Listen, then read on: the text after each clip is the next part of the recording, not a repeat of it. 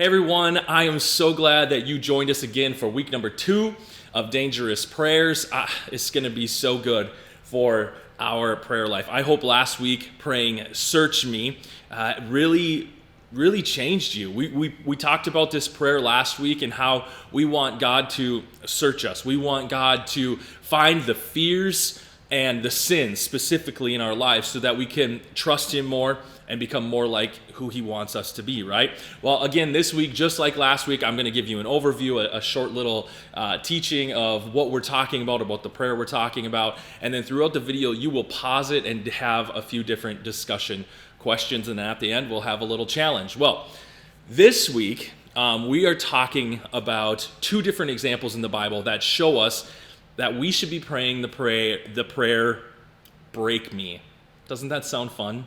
This week's maybe a little bit more painful than last week even, but this idea of break me, God. The first example is of a prostitute who comes and she comes in and finds Jesus in this house, and she breaks open a jar of perfume that represented her sinful past and the hope of making money in the future. She breaks this jar of perfume that today would be worth about $20,000. It's a big deal. And she just pours it on Jesus's feet. And the people in the room, they kind of freak out because this sounds crazy, doesn't it? Like, what a waste. But what this woman was saying is, I give you everything. I give you everything I was and everything that I could possibly be with this perfume that is really my livelihood. Then the second example of being broken, we have Jesus breaking bread at the Last Supper, what we call communion, right? Jesus says, "This is my body, which is broken for you," and he breaks this bread. He says, "Do this in remembrance of me." And, the question is was he just talking about breaking bread together, or was he actually saying, I need you to be broken. You need to do this to remember me and what you are called to do. He says, take up your cross daily in another place. Like, be broken. Die to yourself. Don't hold on to your life. I know that it's hard for me to want to do something if it's going to cost me too much, right? Like too much time, too much money, too much energy, whatever. I like being comfortable. I like good food. I like a comfy bed. I like the safety of my neighborhood. And I wonder often if I'm playing it too safe. Here's the question. What could a broken or a poured out life look like today? Talk about that in your group.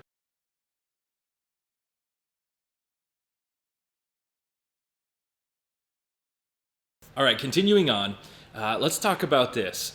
Because being broken sometimes is the best way and maybe the only way for us to grow. When things are all good, we don't feel like we need God. We don't feel like we need to change or we need to grow. So we just keep on keeping on with the status quo. We pray these prayers, bless me, keep me safe. And I'm wondering if when we pray those prayers, if it's almost like, don't let me grow, don't make me trust you. Right? Because that's when we grow. That's when we trust God, is when we are broken, when we're not safe. We say this all the time, right? You've heard it said. I'm sure you've said it yourself. They'll change when they hit rock bottom. They're not at their rock bottom yet. And I wish this wasn't the case, but as human beings, for some reason, we don't change unless we are absolutely at our worst. We are absolutely broken. We need to be broken. We need to be empty of our pride. We need to get rid of our self-confidence and our self-sufficiency to really grow, it seems like. Especially as Americans, we have this built-in urge to be comfortable, to avoid any type of pain or suffering. But what if discomfort and pain, what if it was the best way for us to grow? Like an egg or a cocoon being broken. Would you be willing to be broken if that was the best way for you to grow to be more like who God created you to be? There are certain areas of my life that I'm actually pretty good at growing in without being broken, without having to go through pain. But There are definitely some areas of my life that seems like I'm not really going to grow unless I am completely broken in that area. And I don't know why that is if I'm just stubborn or if I'm prideful, but it seems like that's the only way in that area of my life, or those certain areas of my life, that I'm going to grow. So the question is, what parts of our lives, or maybe your life specifically, are best strengthened or best being grown in by being broken, and why? Talk about that.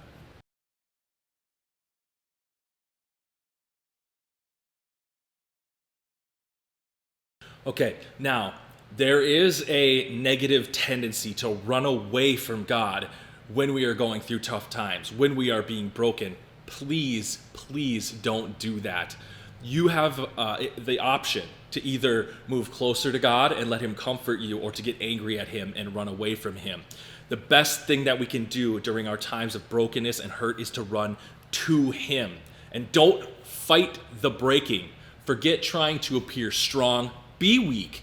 Be vulnerable. Be broken, because one day God is going to probably use that brokenness to help somebody else. You can't imagine how many times I've had conversations with people where they tell me about what has happened in their life, the bad things that have happened, and now how they are using that bad thing to minister to other people who are going through the same exact thing. Man, what if we need to let God break us so that we can help others go through this same brokenness? He can use our weakness. Now, the broken part of my past that God has used multiple times to help other people is actually not the situation itself, but in my response to the situation. You know, some people talk about being addicted or being abused and those kinds of things. For me, it wasn't the situation, it was the response.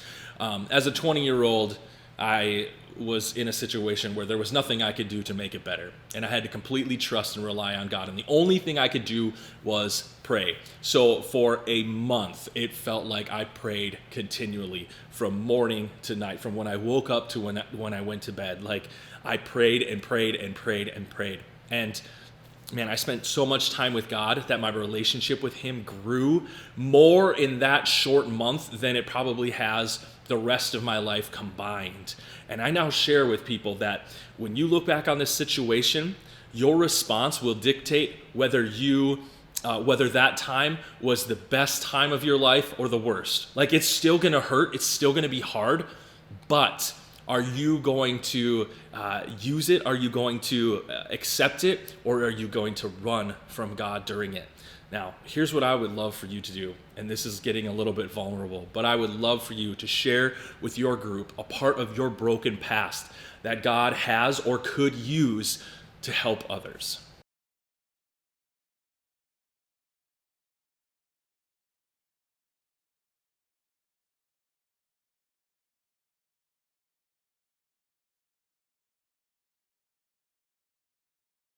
Now, to close this off, let me ask a question. If being broken by God is the best way to become more like who He has created us to be, and it's the best way for Him to use us or use our hurts to help others, why wouldn't we pray this prayer? I mean, the obvious answer is because it hurts to be broken. But man, it is so, so worth it in the end.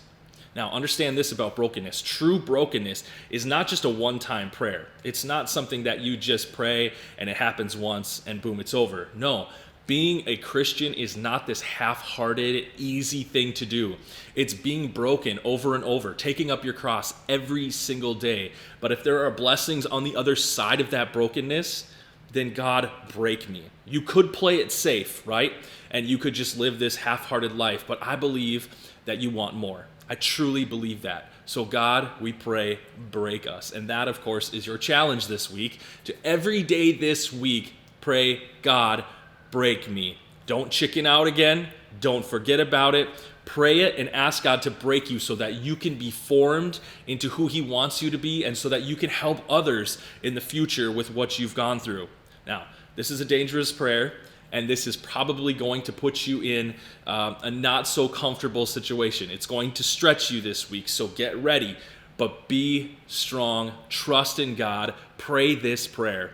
Again, before you leave, as a group, make sure you take some time to pray because we are doing dangerous prayers. And with that, we will see you next week.